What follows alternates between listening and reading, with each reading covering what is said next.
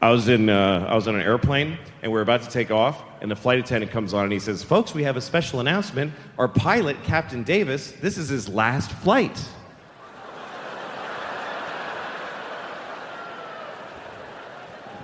Yeah, you don't have to tell us. You can keep that to yourself. I'm not excited. Guess what? You're on the bleeding edge of his competence. He can barely do this anymore. His hands are shaking like crazy. We're gonna make him stop after this one more time with you.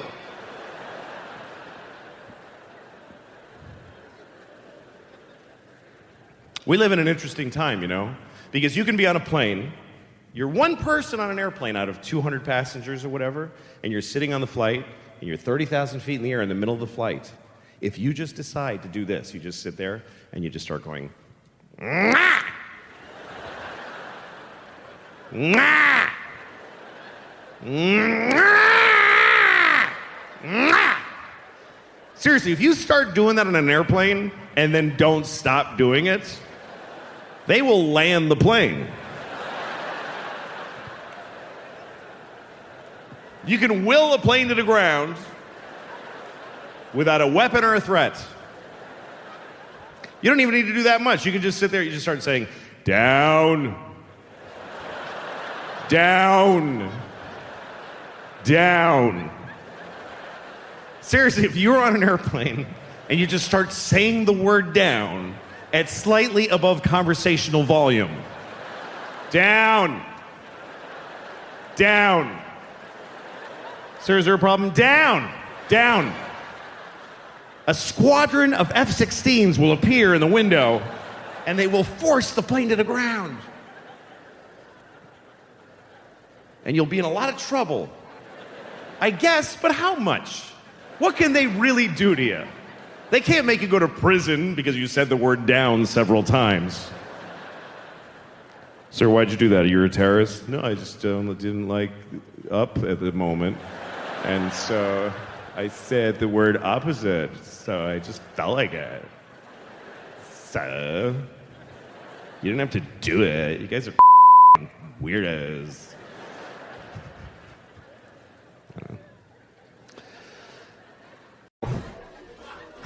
My daughter is really something else, man. She runs the house. She runs the whole house. She decides everything. Like, we were playing hide and seek the other day. We play hide and seek, and we play by her rules that she invented. And do you know why? Because she sucks at hide and seek. And so she covers it with this ruse to level the playing field. And I gotta pretend it's all that she's great. No, it's it. Like, we're playing... Oh, I know she's a kid, but listen. When it's my turn to hide, she tells me where to hide. She tells me where. She goes, "Hide in the closet, Papa, but you're gonna know where I hide in the closet." All right, I'll hide in the closet. Good, fine. Now I'm just standing in the closet like an asshole. She comes in, "I found you." She's like about it, like, "I found you," and I'm like, "Wow. How did you figure out where you told me to hide?"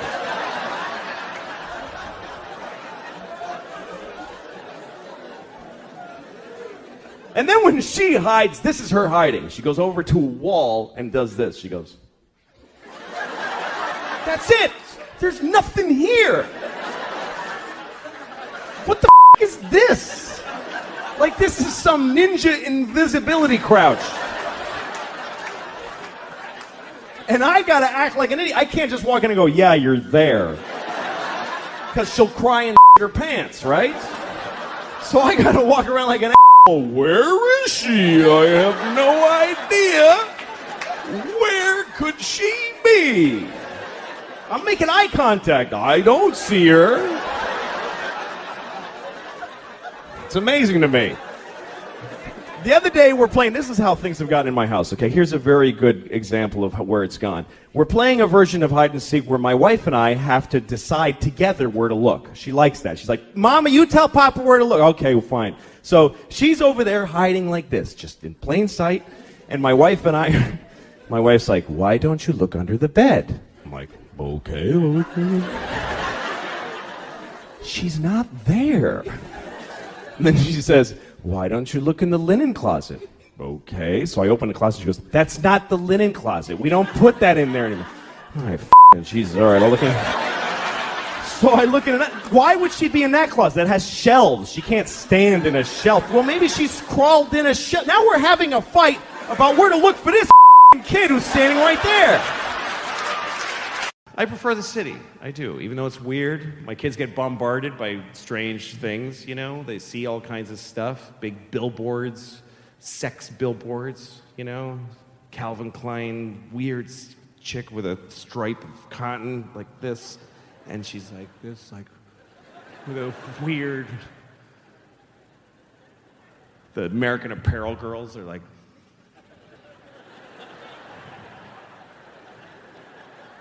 I have garbage in my so I put pennies in my vagina.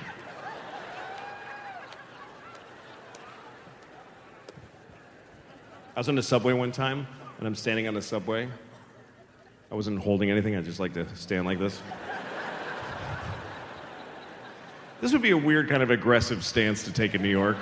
It's not quite threatening. But if you just walked around the city like this, people are like, okay, just go ahead, man.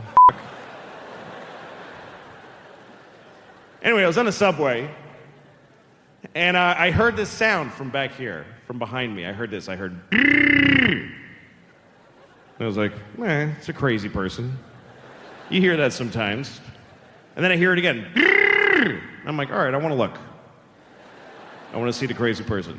I mean, what's the point of living in this city if you can't take a look at the crazy guy?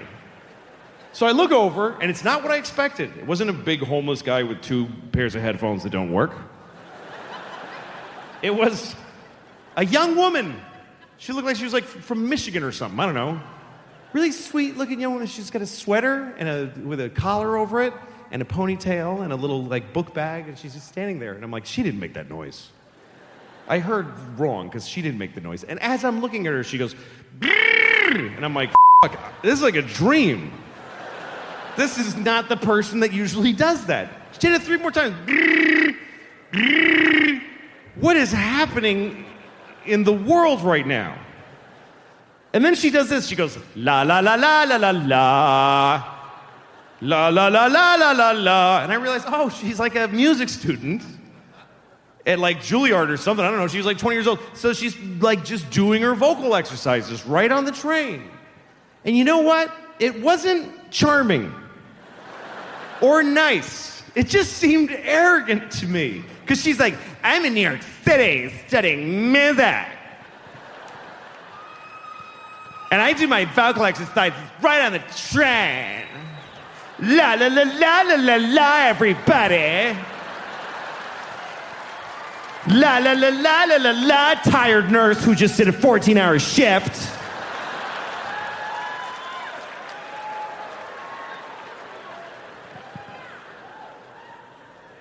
And I was like, well, is it okay if I shave my balls on the subway? Is that okay?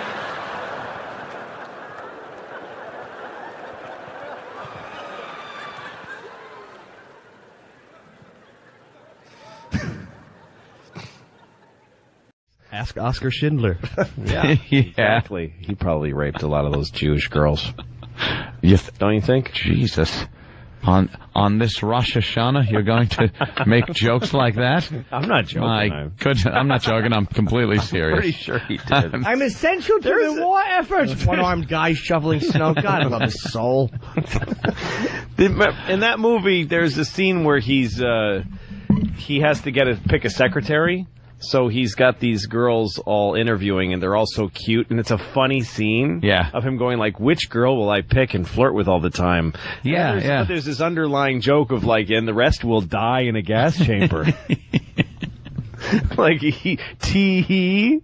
Hope you have nice tits so that they won't be sewn to your sister's face, and then you get you get burned. What movie was that? Schindler's List. Oh yeah, Schindler's List. Okay. Picking a secretary, and then he wound up going with what's that cunt face's name who blew us off? Ben something. Ben. Kingsley. Ben Kingsley. Oh, Ben Kingsley. Wonderful actor, though. Fair is Great, fair. thanks. No. Thanks for nothing. As a person, he's a cunt-faced bag of shit, but as an actor, he is... Yeah, but every part he plays, it's just like, if Gandhi did this, or if, if Gandhi worked for Oscar Schindler, or if Gandhi was a mobster from England. Gandhi's a businessman. It's like if Gandhi was an actor. Because he's more Gandhi than he is who he is. Yeah, that's just it. It's his persona now. Yeah. Gandhi played chess. Yeah, Bobby Fischer. exactly. Oh, Nice. I remember that one. That was a good one. Searching for Bobby Fischer. Why would I watch that? It's a great movie. You play chess. But I so don't. what? But Larry Fishburne, Joe Montana. I don't care who's in it. It's a chess movie. It's not. It's about How human exciting could spirit. that be? It's very. Scene where Ben Kingsley's telling the kid to try to find a move on a chessboard. Yeah. And then the kid can't find it, so he swipes away all the pieces. Wow. All right, I might have to see that now. Now find Now it. see it. And that's how those And the guys kid see the chess. is able to see it then when no pieces were there. Yes. Those guys. Isn't that exciting? But no. You Yeah, Larry Fishburne is the streetwise. Yeah, he's the one. You got to come Washington and get Park. my king. Yeah. Yeah. Oh, trying to teach him in street way of lingo. chess. Yeah, right. What chess is like? Shut the fuck up! He's watching it and he goes, Oh, I hate bring that. out the queen, kid. Bring out the Yo, man, I'm the king. This is my turf. You got to come and get my king. Oh, shut up! It's chess. Shocked again. Like them in Planet of the Apes. Mm-hmm. The fact that they call the apes ran the town and they called it Ape City. Yeah, Like even they're acknowledging in that way that isn't this crazy? that it's like this is insane. Yeah. Look, it's Ape City. Yeah, That's crazy. We don't call our country like Man America because we think it's weird that men are involved. Ape law. Ape law. Ape law. Oh, see, it's wild. It's law, but it's ape law. We even see it's We crazy. even think it's nuts. Look, we're monkeys. We're not supposed to be in charge. What were you going to say, Pat? I said, the only good human is a dead human. Dead human. Dead human. Damn you. Damn you. Come on, Taylor. What's on the scrolls, Taylor, when he's trying to get him to recite the scroll? What are the third articles of ape law? I don't know your law. I don't know your law. True, I don't know your law, but With some kind of brain surgery, they've taught him to speak. No, damn you, I'm standing here naked. The weird thing is in the one where they show how it happened, you know, the conquest of the planet of the apes? Yeah. Where they show how apes used to be pets and servants. Yeah. It seems like the whole world revolved around ape problems. Like humans aren't any longer doing just regular jobs. They're just dealing with apes. Like and in this the problems that having apes doing these jobs, and it's like they drop ape something. trouble in Sector 3. Ape trouble in Sector 3. Constant More trouble than it's worth. It's just constant. And these jackbooted cops that are just about ape control. Just to take care of the apes. Disperse apes on Sector 4. Disperse apes. Like nobody's running a computer company or like listening to music. It's just constant ape management. That's funny. Ape management. Yeah. That's what's going to happen. I like the lake house myself. Oh, God. That is the worst thing I ever saw. Was that horrid? They don't even, it's based on a really hard to sell premise and they don't even try. What's it about? It's a lake house. It's about And a two-bedroom in mastic. it was bought for $1,200, and it was a piece of and the mailbox. She owns it in like Now Times. It's so bad. And what's his name? Keanu owned it like a few years before. It's It's not even like a man from the 40s who owned it. Hello, what is this? It's like a note? few I hope years it's not from a before. Negro. Yeah. But and they'd send letters to each other in the mailbox of this place, and then they figured out like they were in different times. Like she would put a letter in the mailbox. That happened to me once. Did it? Wait, she would put her mail in the mailbox. Email. She put it. This sounds good. She put a letter in the mailbox, which who does that anyway? Yeah. And then it was just gone. She put the flag up or something. What it was you're is kidding that me. what it was is that that was the big dramatic part. You're kidding me. He wrote a letter saying I can't even do it. That he lived there, and she's like, "No, I'm living here." So they kind of figured out that they lived in a different time in the same house, and kind of fell in love over this. Yeah, that always happens. And, yeah, of course, by mail. He should have just dropped the load in the mailbox. But she opens it up, puts her hand in, and just gets a load of cum in her Here's your hand. delivery. There's your timeless love, you cunt. Here you go. Or a mousetrap. A mousetrap with AIDS blood on it. Here you go, slut. Here's your time-traveling splooge. So they kind of made this to the deal. woman playing her. Yeah, you did a great job in Speed, too, you hole. They kind of made this deal for him to meet her, Yeah. and he winds up getting hit by a car and dying or some Yes. shit. No, but the thing is, where they destroy the happy premise, which is bad anyway, is that they wanted to start having to be able to have conversations that are like instead of long letters. Yeah. It's just bad dialogue, so they want to be able to go, so how are you doing? I'm fine, how are you? So they just stand there and each put one in, write, I'm okay, how are you? Put the letter in, and then the other person gets it and says, oh, that's nice here. And then they start talking really fast back and forth. Yeah, and how the the fuck flag did that happen? magically goes up and down. Yeah. And one of them dies with a paper cut. Oh, I see. They're in different times in the same house, just writing letters to each other. And the mailbox has this magical ability to transport the letters. I was just putting across one several walkie-talkie. months. Put one walkie-talkie in the mailbox and stand out it with another one. Yeah. And you can talk to each other or something. Exactly. Try things. Horribly tedious fucking... It's this movie. How about send a photo of your 20th century? Yeah. I never heard of a camera yet. Send a photo of your cunt in a racing form. Stop wasting my time. Stock sheets. Let me know what stock I should buy, you dumb cunt. Send me a picture of your mouth around the genitals of a Negro. We don't give that show a is lot this time. It's just gotten horrific. How does the dumb movie end? He dies. He gets hit by a bus. Well, or she stops him from getting hit that's by how a it bus. starts. It starts with somebody getting killed in the road, and Sandra Bullock is with her mother, I think, and looking out and going, oh, that's kind of a horrible thing. You don't realize at the time that that's him. Yeah. And then at the end of the movie, it turns out through everything that had happened, he was coming to meet her, and then because of that, she saved him from So you don't realize until 20 minutes in that it's him. And he's you go, killed. oh, I get it. Yeah. He's going to get hit. Really killed by a bus? Yeah. Which is ironic. Yeah, exactly. Don't you think?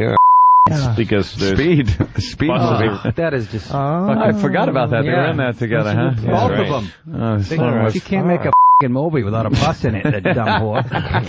We want to do a stage wag. It's in a rider. Yeah, it's in a rider. There has to be somebody that dies by bus in my movie. It's like that movie American Beauty. Remember that movie? Oh, where they got first, Kevin Spacey playing the man, heterosexual, yeah, and he's in love. He wants to. He's fantasizing about a cheerleader in high school, right? And the way they represent this in this gay movie, it really this bunch of cum through a projector that this movie was is like this is a man when you fantasize. Apparently, according to this movie. When you fantasize about a cheerleader, right. You lay on your back and flower petals fall all over you. Right. Rose petals just fall all over your body. Yeah. That's what you think about. Exactly. Instead of just like her hot, sweaty ass and the confused look on her face as you come in her stupid eye. And then bash her brains in with her own pom-poms wrapped around your fist. Hold her throat and tell her not to tell people. And you throw her into her cab and she's crying. Yeah, exactly. Right. Or fucking bleach your hair and move out of town. Or you yell, give me a C, give me a U, give me an N, give me a T, as you punch her in the belly. No rose petals needed. Avoid her calls when she skips her period a month later. She's holding a middle light on her eye to put down the swelling. When it's done, I want the sheets to look like there are rose petals on it. Exactly. She's got a Heffenrepper to her shiner. You make her wear a cheerleading outfit while you give her ass to mouth. Exactly. God. No, it's Kevin Spacey with this sweet look on his face and his flower petals. Yeah. And also like cluck music, jazzy music, music with a that's how you fantasize. With those wooden blocks. And then the Marine at the end of the movie, the Marine, of course, the ex-Marine is really he's the one who's really gay. Yeah. None of us are gay. It's actually the one hetero guy. He's the gay one. Yeah. No one else is gay. Yeah. Kevin Spacey's not gay. No. Fuck. He's straight as an arrow. He lifts weights, listens to Zeppelin, drives a Firebird, and thinks about rose petals. Yeah, the rose petals really. And then when he actually sees her tits, he almost vomits. Yeah, and puts a blanket around her. Yeah. Where the is the man? There's no man there. No, absolutely not. She should have been in a finally sees the 18-year-old tits and goes, oh, "What have I been doing all this time? I forgot I like men and their anuses. I forgot I like to suck cock. I don't like vaginas. They're disgusting." Here's the Eddie Murphy trailer that is driving a lot of people nuts around here. I have not heard it, but I'm sure it's fun. Oh, it's horrible. Well, we've pointed out over the last year or two that Eddie Murphy makes the same movie where it's Eddie Murphy as... And it's usually like a new movie starring Eddie Murphy. And Eddie Murphy. And Eddie Murphy. It's like he's got to play 18 characters in movies now. Yeah. I'd love to see a drama like that. You know, like Robert Duvall and Robert Duvall in the cancer story. He plays the rapist and the victim. He's the rapist and the victim and the old man who's dying of cancer. Well, he's all three of them with prosthetics, but it's not funny. Well, and he wears a fat suit, but for a dramatic reason, like a drama fat suit. Well, just when you thought Eddie Murphy couldn't get worse with this whole, and Eddie Murphy thing, listen to this. On July 11th, it's Eddie Murphy in Eddie Murphy. Eddie Murphy. In Eddie Murphy. See, now he's inside himself. Eddie Murphy is now... Eddie Murphy. I can't even say it. I'm laughing. This is outrageous. Listen, you're not going to believe this. Here's how this happened. Here's how this happened. A couple of comedy movie writers were on the Paramount lot working on some Eddie Murphy stink bag vehicle. Mm-hmm. And they were just like us talking about, does this guy have any move besides Eddie Murphy and Eddie? And then somebody went, Eddie Murphy in Eddie Murphy. Like, that's how dumb it is. Yeah. And then somebody went, oh Jesus, that's it. We're going to make money. Yeah. And they backed in the actual idea for the movie they started with the tag. That's how movies are made now. They started with what's going to be on the poster. Eddie Murphy in Eddie Murphy. And then said, all right, we'll have him as a giant robot thing. Mm-hmm. And then he'll be controlling him from inside his head. Yeah. How do we get to Eddie Murphy in Eddie Murphy? Yeah. We could make it a gay sex movie. Doesn't matter what it is. And they went into some executive's office and said, here's the next movie. Eddie Murphy in Eddie Murphy. And the guy went, just figure out a way to get to that makes any sense, and we'll give you money and you'll make it. Exactly how that crap happens. I swear to you, that's how that happened. And then they figured out this stupid, and just as long as he goes, ah! And, I do want to talk like this with my mouth wide. And then, of course, when he talks like this, just get him to do those things. And his little laugh. And then we make the poster and take another big dump on you. Sorry, jeez. I drove with a suspended license, so I got arrested. And the judge was like, your record is reprehensible. You show no remorse. You do nothing but repeat your offenses, and I'm going to go the limit with this. Then the next guy's like, this guy threw a rock through a window, literally, and set a fire, and then passed out in the street. And he goes, are you in a program, young man? He goes, yes, sir, I am. Okay, good for you. Good luck. I wish you all the luck in the world. All the world. All of the luck in the world. In the world. I want everyone else to have bad luck so that you can have good luck, you stupid drunk from Mansfield, Massachusetts. Joe had a little run-in years ago. Years ago, Joe wasn't able to get a license, registration, insurance, anything. He was like in that realm of your life when you go through that. That's me right now. So at the time, especially, the Reggies were a lot different on the windshield. It was just the sticker. So he drew one. He looked at one, got some colored construction paper, and drew the lines with a ruler. It used to just be like a grid with some holes that they punched in it on the date, almost like your inspection sticker still looks here in New York. And he drew it up, taped it to the windshield, and unless you were right on top of it, it looked perfect. Wow. Couldn't even tell. So his car breaks down on the parkway, and he's underneath the car, and a cop comes up and starts talking. So Joe's like, let me get my stuff out of the car. So he goes to go into the car, and the cop's kind of still looking at his tire, I think, had bent or something like that. So Joe just scrapes the crap right off the windshield. So the cop couldn't see it. And he goes, where's your registration? Everything. He goes, oh, no, I don't have one. And he wrote him up for everything.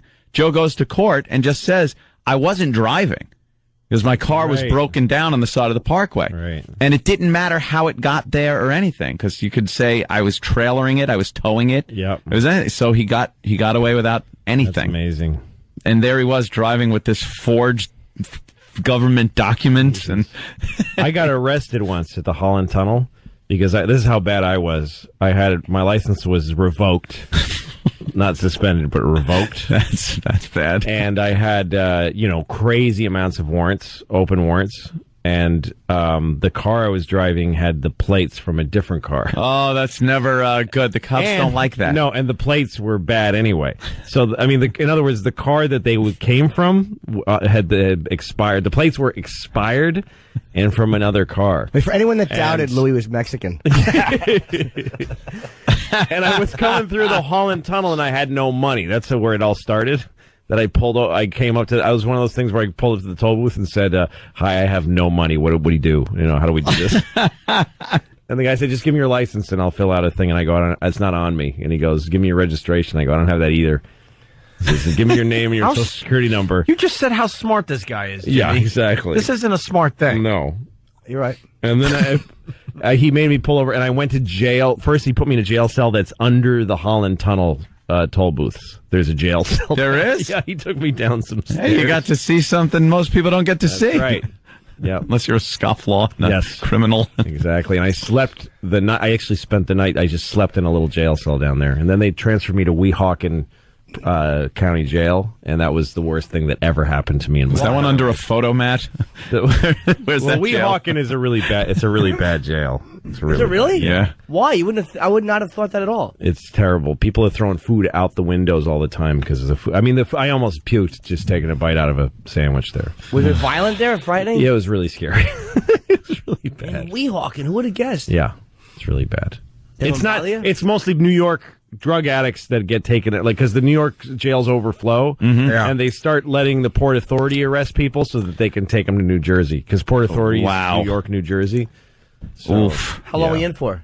Like a day and a half. I was in, for a morning, afternoon, night, and the whole next day. It was horrible. That's a long time. Well, and when I got there, I was in a holding cell, and one of the guys in the holding cell said to me, "Don't let them take you out of this cell, because you'll never be heard from again. If you get moved to a permanent cell, they'll never find you. They lose people because it's a bad bureaucracy." And everybody in the cell agreed, don't leave this cell. And a cop would come once in a while and say, "We got to move you," and I'd go, "No." He said, "Just say no." I'm like, "How do you just say no to?" And I go, "No, I'm not moving." And he goes, "Come on, we're moving you to permanent cell." And I go, "I'm not leaving here." And he goes, all right. That kept happening. I just kept refusing to leave. How do you refuse? Just say no. Wow, I didn't know that was an option. Yeah. No, let me out. It's really I don't belong here. No, and the worst part was that there was a toilet just in the middle of the floor of the whole place, like in the middle of the room. Yeah, you would just have to sit there. Have to sit there and There's no close. There's no privacy. I bet I got or dumped anything. even though I didn't. No, say it didn't. I think you stopped it. So wait, did you get moved to a permanent cell? You'd be there for a week, maybe. Basically, and I mean, I was because I made bail before I even arrived, because I called. I used the phone in the Holland Tunnel cell, and I made bail right away, but it took 2 days for the bail to find me. Oh, It's amazing. Man. Yeah, it's bad. How much was prison bail? System is bad. Oh, I mean, I had to pay. Yeah, it was like nothing. No, it was a lot. It was Really? like $600 or something. I mean, for me, that was a lot then. Now I would. You're like, I'll pay $6 million to get out of here. I don't have that kind of money. Figure we could take care of it right here in Brainerd. Give him that one. Exactly. Right here in Brainerd. I just want to be in full compliance. Yeah. Oh, thank you, Iraq. Yes. Yes, because that helps Fargo song. They want more stuff. Kind of trickles down and puts a kind of pressure on people making It trickles down to Pootie Tang. Yeah, to Pootie the Destruction. Is that a tough sell? Chris Rock's in no, it? it wasn't, and actually I probably wish it was more of a tough sell. But yeah, it was supposed to be just a weird, quirky movie made for a small amount of money. But then people got excited that it might be a franchisable character, so they put a lot more expectation. Yeah, I think that's the dangerous thing. This is a franchise before it's even Well, because of the TV experience. I mean, when we were shooting the movie was a great time. But then they started coming and visiting and saying how great they thought it was, and that was really scary.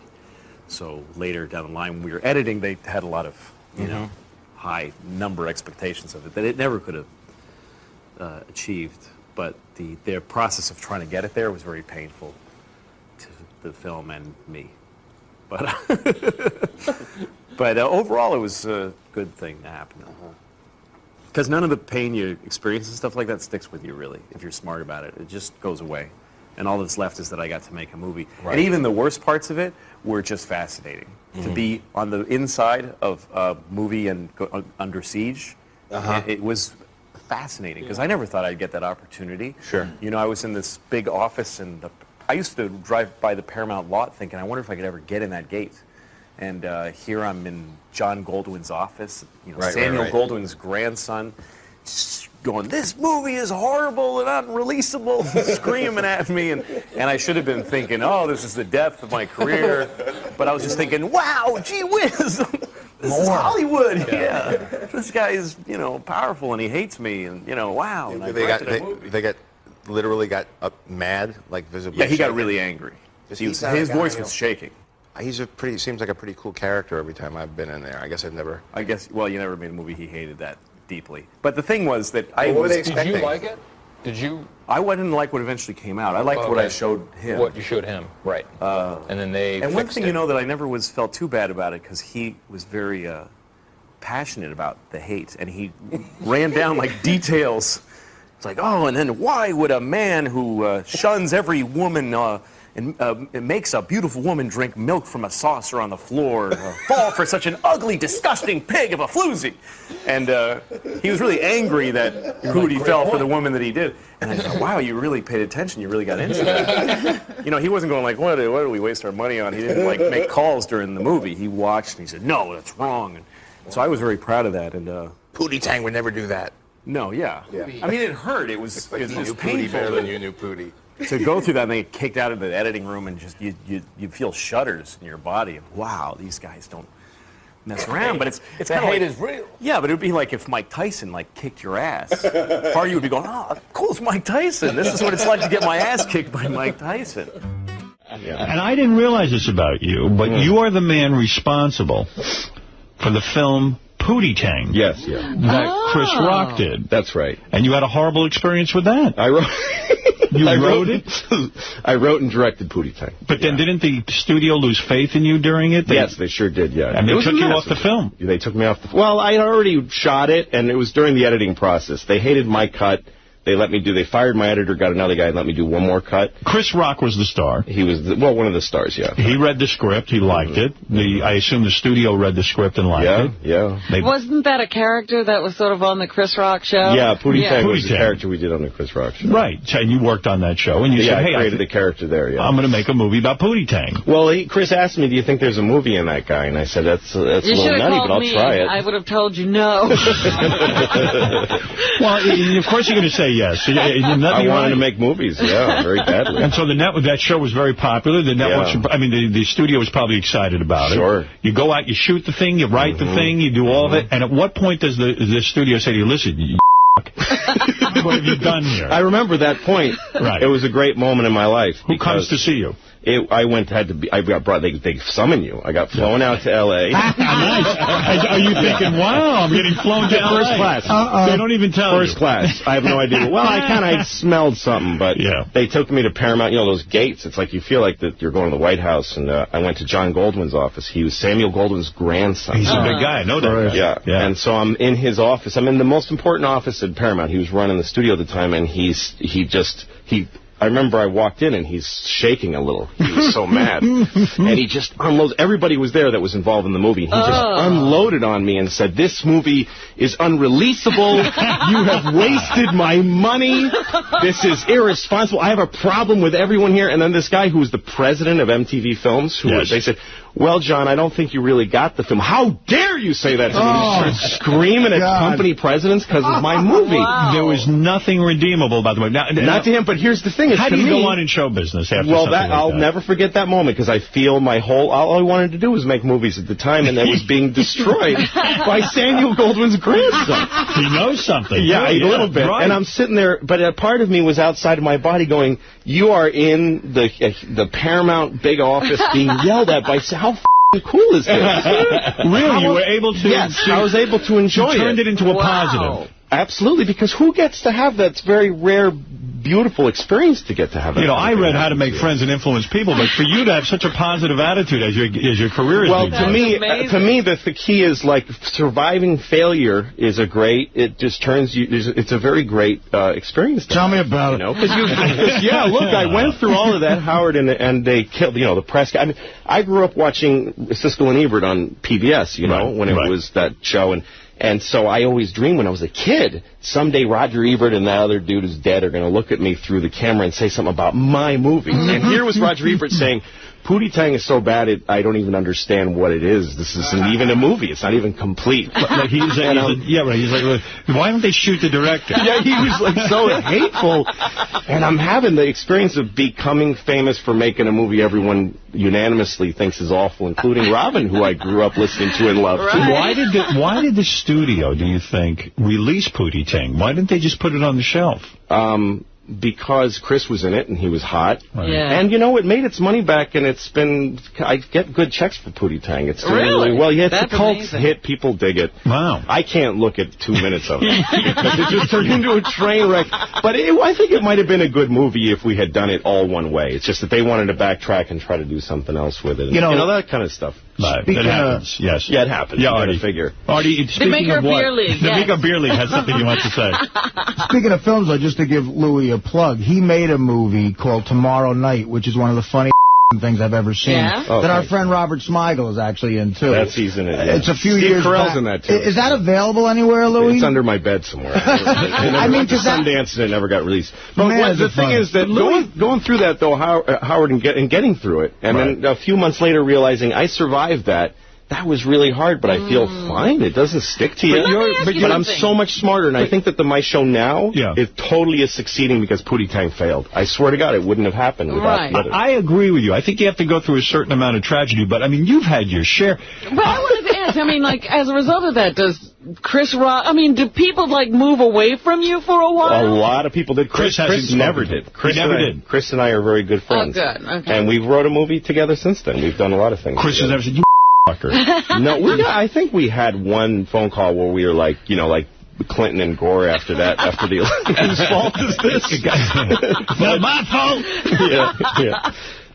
But no, but there are people that moved away from me, and they're all reading about me in the trades on my own show now. That's so right. After a while, the lesson here is your attitude. I mean, how you, what you glean from that horrible meeting with Samuel Goldwyn's grandson ranting and raving at you, and you took it the way you did. You have that resilience. I think that's what makes it possible. I think that comes from going to retarded camp. I think it's the $8 blowjob myself.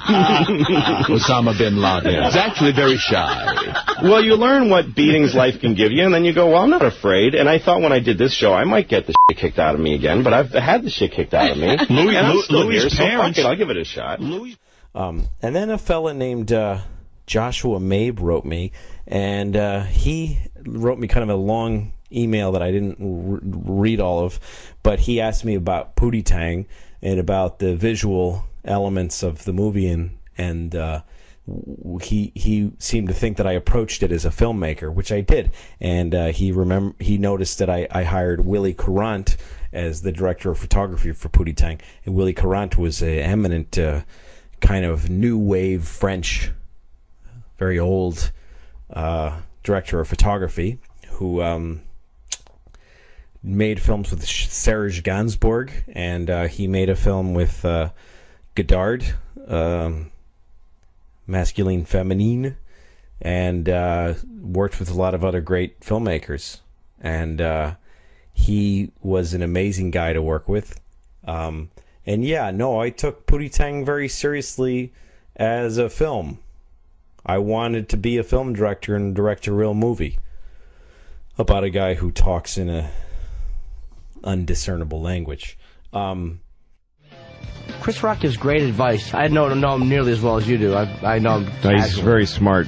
He's got good instincts. He's brilliant with the business. Yep. Like business. Everything he's ever said to me as far as the business is concerned has been on the money. No, when I was making Pootie Tang, when we were in pre-production, there's this producer on the movie, Cotty Chubb, and he was like my right-hand man. He was doing everything for me. And Chris came up to me and said, that guy's going to take the movie away from you eventually. Oh. And I was like, that's crazy. He's my partner. This guy's got my back. And he goes, no, that guy is going to eventually take this movie away from you and kill you. And it's exactly what happened.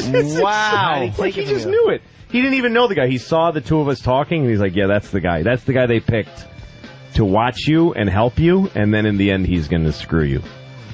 And that guy did pry the movie away from me and me hard in the ass. He learned that through having that done to him. Yeah, exactly. He knows he's good enough now at the game to go. He just goes, oh, that's that guy who does that. And now I'm that way. Now I can do that. You know, you can tell the future. Certain people and who they are because there isn't really that much variety in any one industry. I've noticed that too. Like if you go from industry to industry, no matter what it is, there's that guy and there's this guy. There's the guy with a nervous laugh who will sell you out eventually under pressure.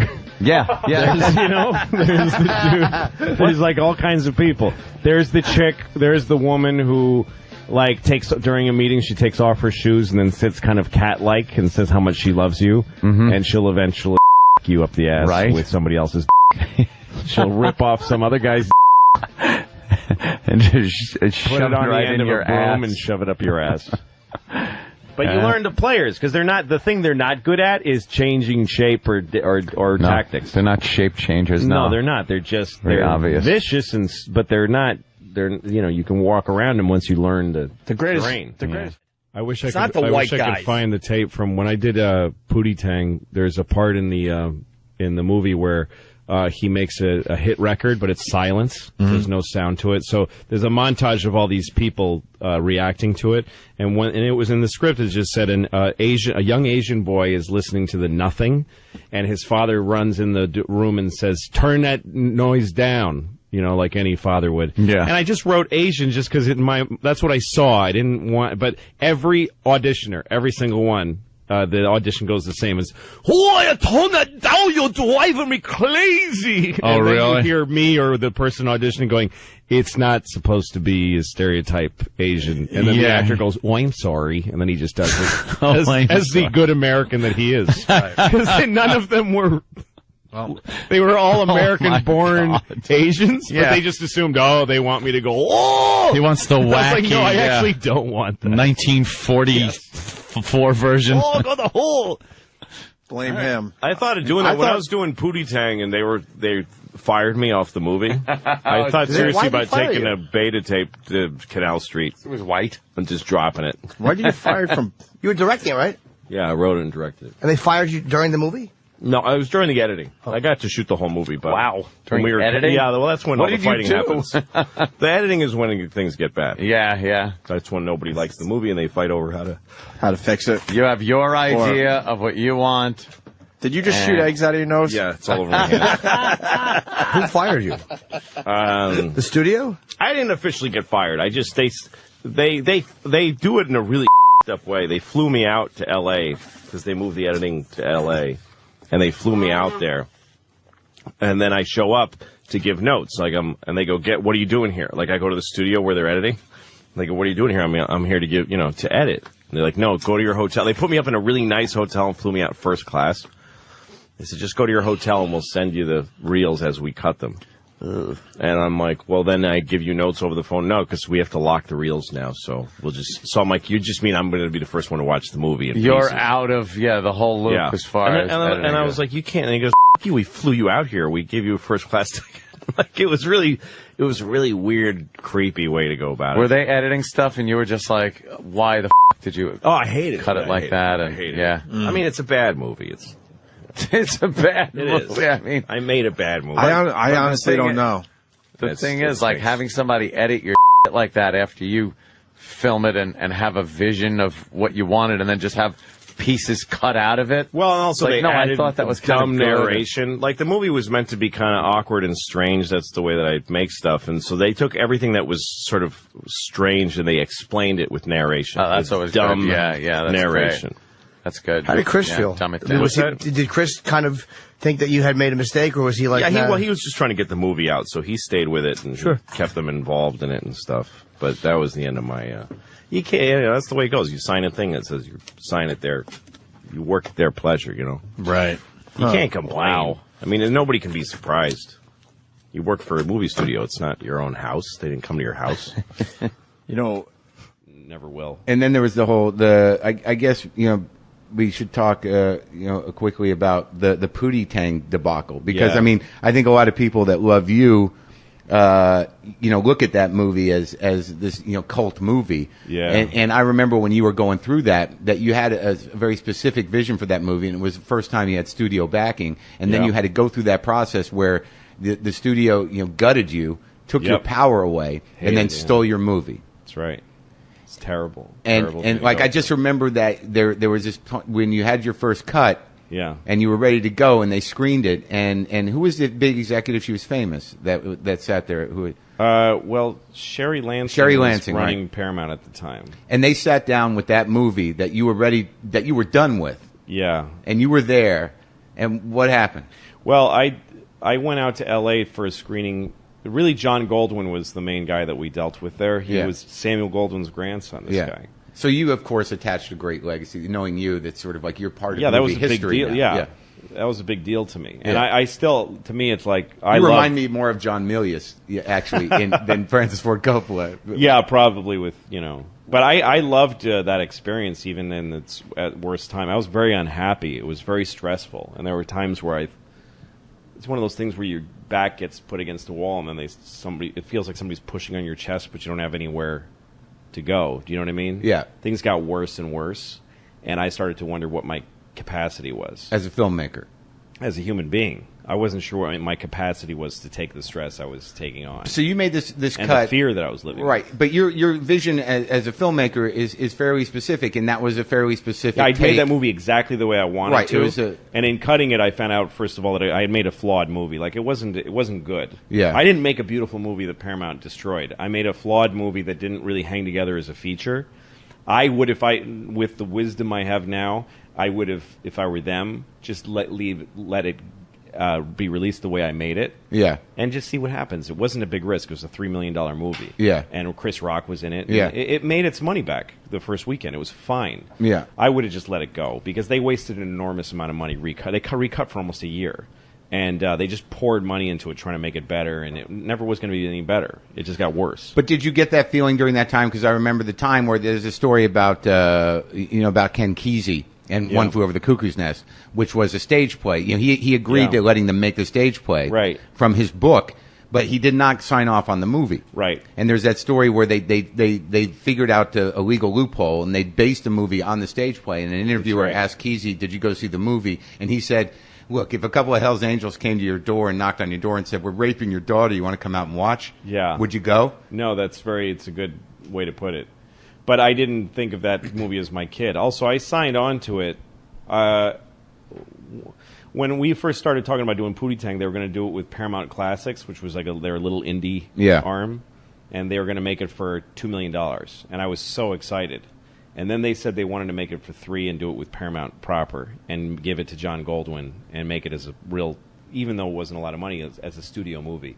And I said I didn't want to do it because I thought that process would destroy it. I didn't think I could work under that. Yeah. Not on Pootie Tang. Right. It's a crazy idea. But then the interesting thing about knowing how politics in show business work, which I think this was the big lesson for you, is that they then took the movie and they hired people you knew and had worked with on the Chris Rock show, which you also wrote. That's for. right, and also movies on my little short movies. I had a lot of people on it. Rick Shapiro was in Pootie Tang. Well, but I All mean, these just guys in I'd done this goofy stuff with. Right, but in the sense that they were going to take your movie and then rewrite it and recut Oh, you mean it. when they went to redo it? Yeah. They hired Ollie Leroy, who was a writer. He was one of my friends, one of the writers I worked with on Chris Rock. Yes. Now, did that destroy relationships for you, or at some point did you No, just we're not accept? friends now. Oh, okay.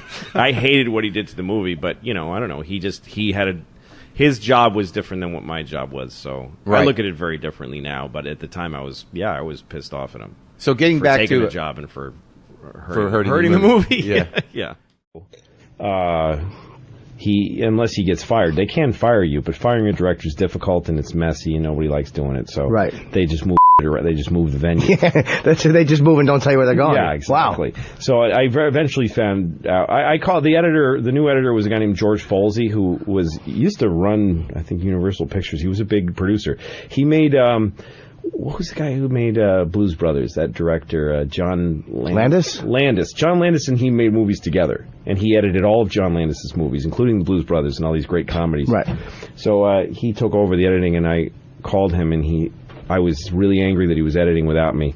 And then at one point he said, "Listen, this is reality. They gave me the movie to edit.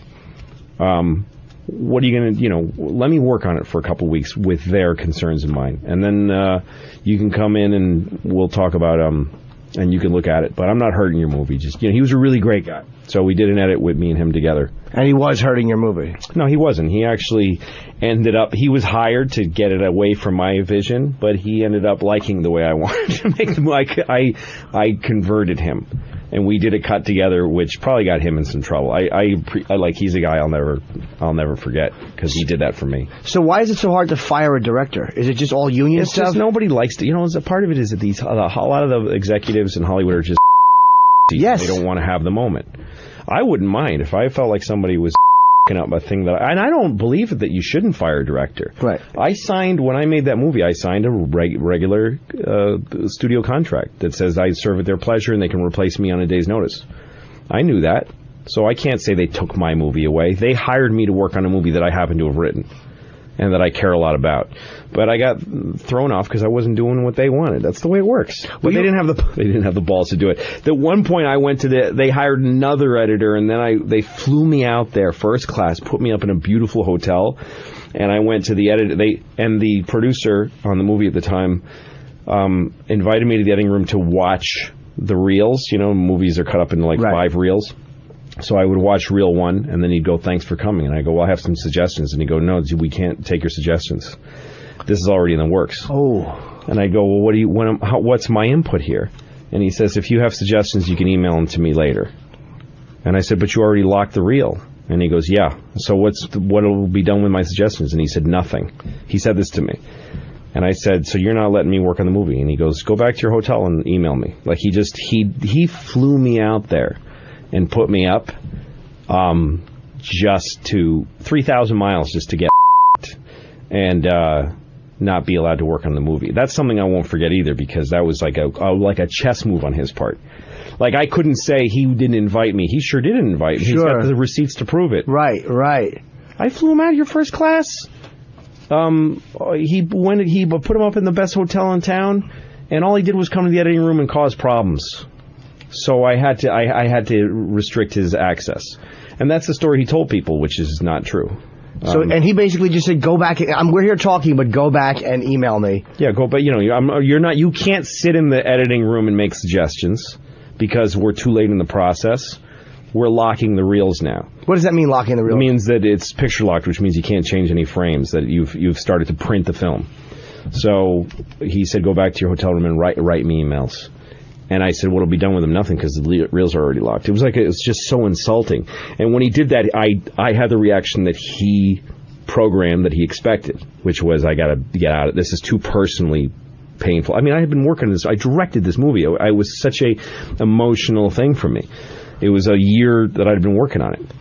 And so he knew that if he did that to me, it wouldn't be an outright firing or grievance that could be brought against him, but he knew he would break my spirit, which he did. It made me. I sat in a parking lot. I called my wife at the time, and I told her the story, and she said, "I think it's time to let this go." What would have been a strategic, as in say in a chess move, if you weren't as emotionally attached to it, what would have been a way that you look back on it and be like, "Okay, I could have actually done this to counteract"? Well, I wouldn't have made the trip out.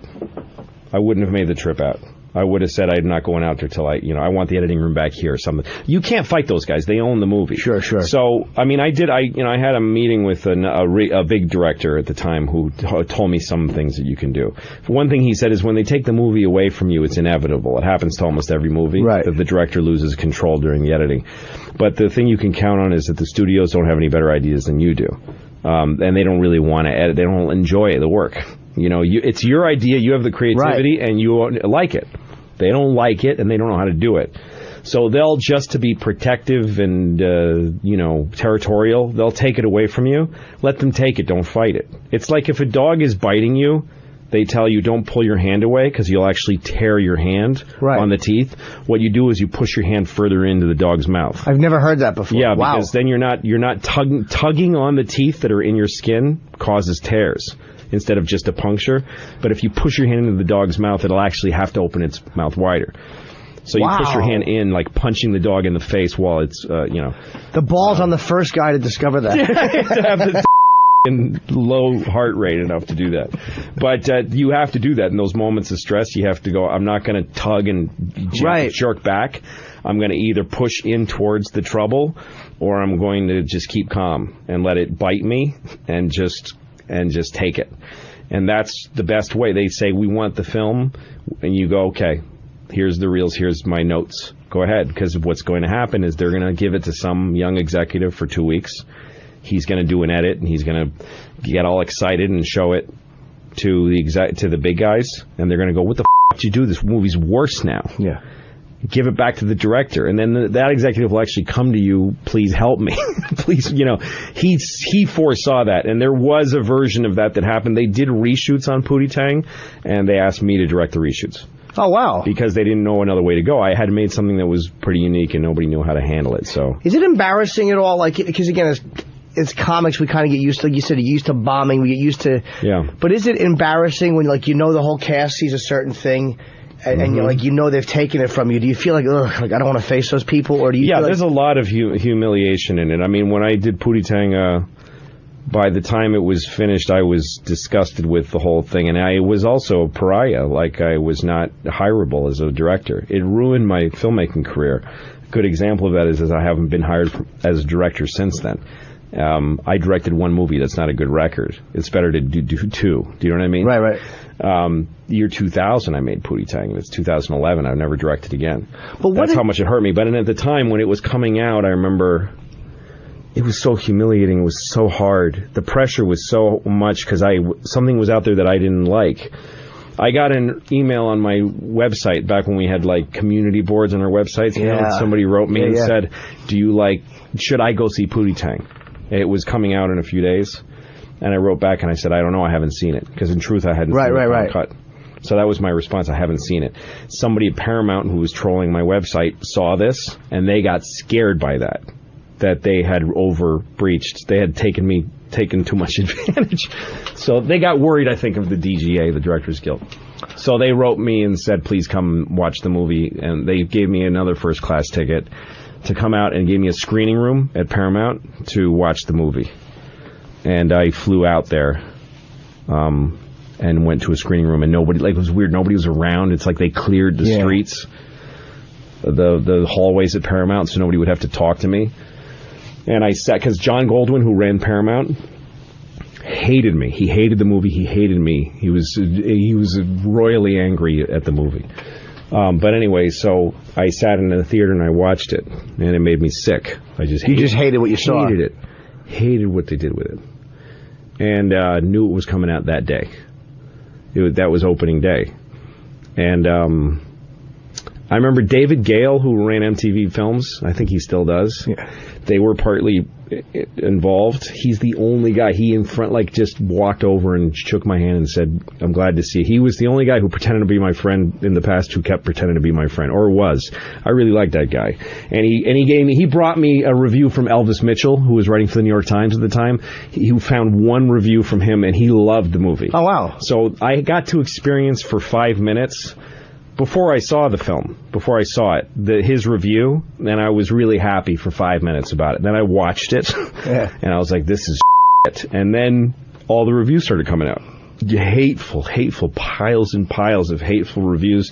And then,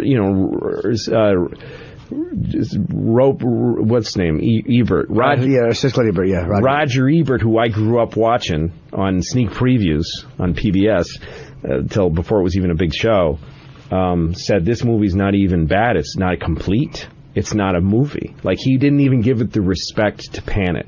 He said, I can't review this movie. It's not a film. And he was right. He actually said something really smart, which was, he said, it looks like people took pieces of a movie someone else made and manufactured this strange product out of it. And that's exactly what they had done. They took my movie that I had made and they put it together. But anyway, so it was hard to have a movie out that was getting panned with my name on it. I had the option to take my name off of it, but I didn't, because I felt it was my responsibility that it was bad. It's part of your job as a director. The point is, I've been the center of attention, of negative attention, a couple of times. I've had my worst nightmare come true, and I survived it.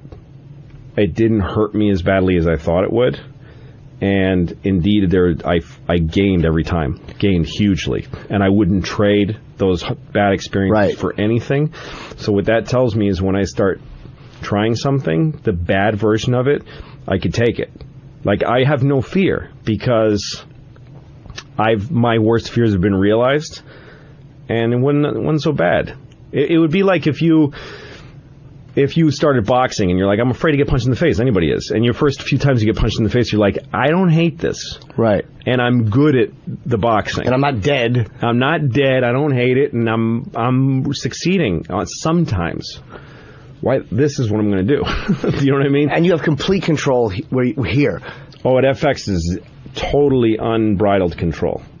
But it comes with good. I mean, it comes with credibility. I've had failures, but I've turned it out. And by the way, the two failures that I've had have both, in my view, been vindicated by people watching. People still watch Lucky Louie, and people still love Pootie Tang. Was trending on Twitter a couple weeks ago. Like, it was all over the place. Really? Yeah, it never stopped. I mean, every great musician that I've been near has come up to me. Jack White, is that his name? Yeah. Came up to me and said, "Pootie Tang, that's all I do is watch Pootie Tang." Oh, wow. I have credibility. That's how I got this thing, is they know they're not going to. And also, failing ain't that bad. That's what I mostly learned. When I did Pootie Tang was the highest profile project I'd ever done. That was a movie, right? It was a movie, and it got killed really hard. The critics destroyed it, and it was humiliating. It was the worst, and I was told by my agent, you'll never work in movies. Like, agents never say bad news. My agent said, I can never get you any more work. And I was like, fuck, wow. That's tough. That's intense. So I went on the road doing clubs, and after a month of feeling kind of bad about what happened, I didn't care anymore. I guess I could ask you, you're just not afraid of realizing, okay, this was a terrible mistake and I up everything.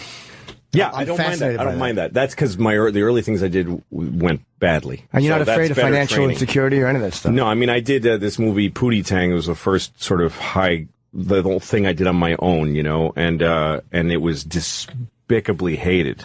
So I know what that feels like. And it was also the studio took it from me. I was a total loss. It was every kind of bad. And I went through it all. And there was days where I was like, I don't know if I can survive this. Like, this is more than I can take.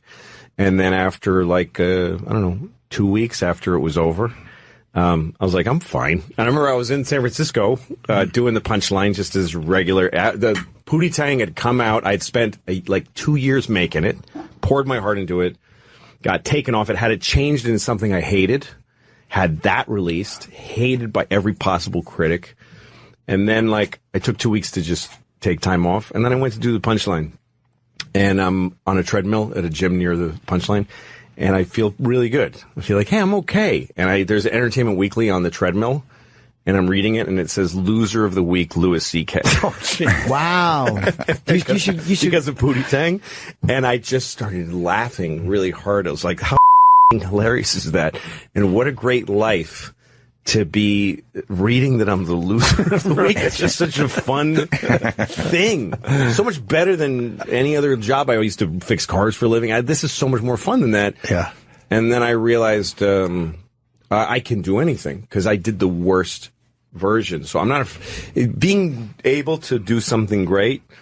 Kind of everyone has some of that in them because a lot of that is luck. But when you really what makes you capable is being able to survive Right. Something going to Okay, went back to Pootie Tang for 1 second. Yeah. You ever think of doing it the way you wanted it made originally? Now that you No, I don't think it was a good idea for the movie. And also, the cut I had, my edit of it. Like some people have asked me, don't we want to see we want to see the director's cut? It's worse than what they made.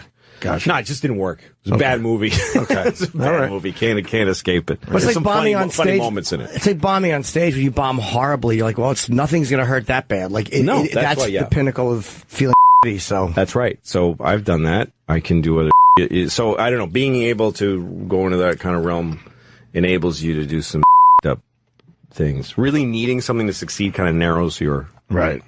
You know what I mean? I can't do that. It might go badly. Yeah, but think about if it doesn't. Of course. How cool that'll be. Something that should have bombed and it killed. Yeah.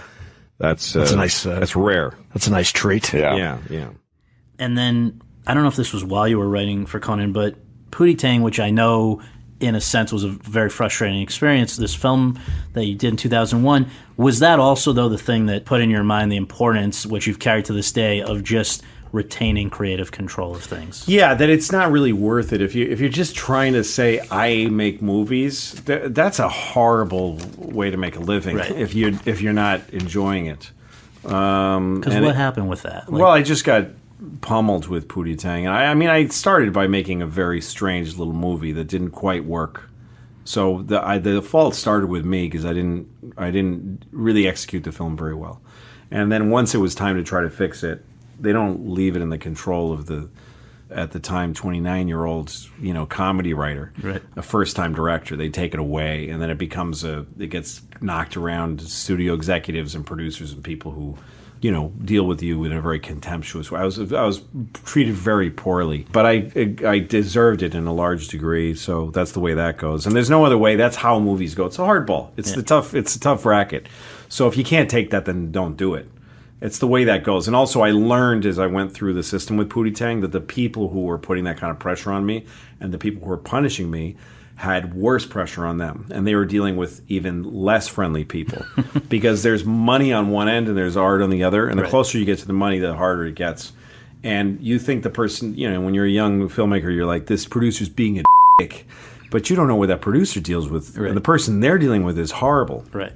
So I learned that. I learned to have empathy for my executive partners, right. And to learn that they were there to, in the end, they want to make movies too. Everybody that's out here is just trying to make movies. There's a million better ways to make a living than to make entertainment. So everyone you encounter loves doing it on some level. Do you think that... I was in Florida recently. I don't like Florida at all. That's a state full of people. That's what I think. I hate Florida. I hate it. I hate the whole thing. The entire... It looks like it doesn't look like a people say that. It looks like a coming out. If you look at it, it's like America's ass, and it's a that's just that you're trying to... And there's a little... Cuba's like a little... that came first. That's what I think of Florida. Every time there's a hurricane, I'm like, yeah, get them all, Melissa. No. I don't mean any of that. It's just fun. I was in a sushi restaurant in Florida, and it was empty. You ever go to a restaurant, and it's open, but you're literally the only person in there. You walk in, the staff is like sitting at the tables, and you walk in, you're like, are you open? They're like, yeah. And you go, oh, good. And they're like, oh, we got to fire up the whole restaurant for this one guy now? So I ordered a lot of sushi because I felt bad for wasting their time. And I didn't eat most of it because I don't like sushi. And so the waitress comes over, she's Japanese, and she says, finish? Which is what she said. It's just what she said. I'm not going to change what she said. I'm not going to lie to you and say that she said you're not going to finish that, because it doesn't happen to be what she said. And I have to do the accent, because it's weird if I tell you that she said, finish? So I'm stuck. She said, finish? Finish? It's exactly what she said. It's a perfect replica. And I said, no finish.